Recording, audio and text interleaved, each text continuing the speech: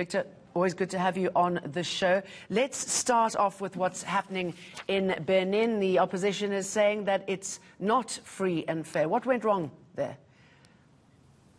Good morning, Jane. It's good to see you. Well, the two countries have so much in common. It's funny, from the population size, except Benin is a much smaller country geographically and is a coastal country.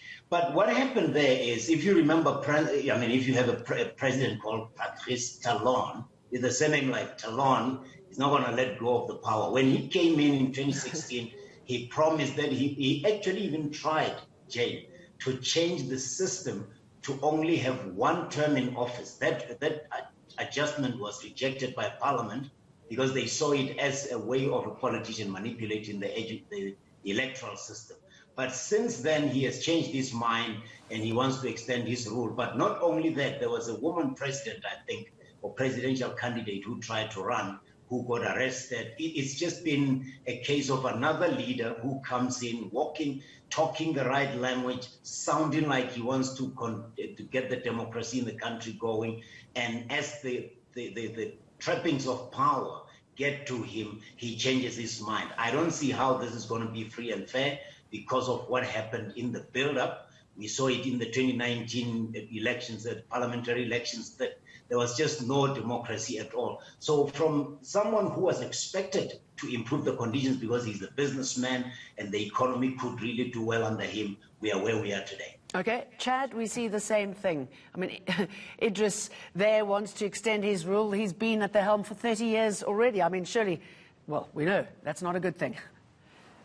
Idriss Deby, you know, when I started watching African business issues, it was around 1999, 2000, and this man had already been in power for 2 terms. So he is renowned for joking about how he's not going to lose an election because why? That's what I've been doing for the last 30 years. That's what I've been doing for the last 35 years. So this is just another one of those. This one is worse than Benin because not only is it a matter of he is not having any opposition to talk about, he has managed to ban coverage for a very long time. In the last elections, 2016, he managed to shut down the internet and arrest some, even the French television crews that were there were detained for a while. So he harasses the media. He makes sure that people don't talk freely about this. I don't think the 35% of his population with access to the internet, even as we speak. I mean, 35% less, much less than that. It just tells you that the elections become the parliamentary issue. It's his own issue with his cabinet, and then he comes out and rules. But the problem here, Jane, is the companies, the American companies that are doing business, Chevron and ExxonMobil, that are doing business in there, and even the Malaysian one, Petronas, which are doing a lot of oil business here. You know that the multilateral agencies have insisted that 80% of the proceeds from the oil be used to develop. He tried to change that, and that's when he had a fallout with the World Bank around 2006. And since then, it's been chaos. But the problem with Chad is that it's a large country. It borders Sudan to the east, Libya to the north. It shares a border with Cameroon, Nigeria. So the instability in that area affects not only West Africa, but also Central Africa because it has a border with the Congo Republic, that is Congo-Brazzaville to the south. So this is one area where I think the United Nations and the African Union have to tighten their intervention because what is happening there is a catastrophe, not only for Central Africa, but for the entire African continent. Yeah, I mean, I was going to ask you about that. In Chad, Human Rights Watch and Amnesty International talk about the intimidation around the election campaign. I mean, we're seeing growing violence in Benin and Chad, but it's that volatile neighborhood of Chad that really concerns me.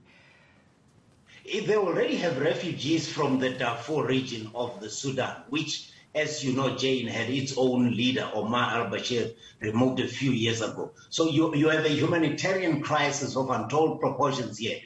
And like I'm saying, the problem is, it's almost like having a crisis in your chest, Jane.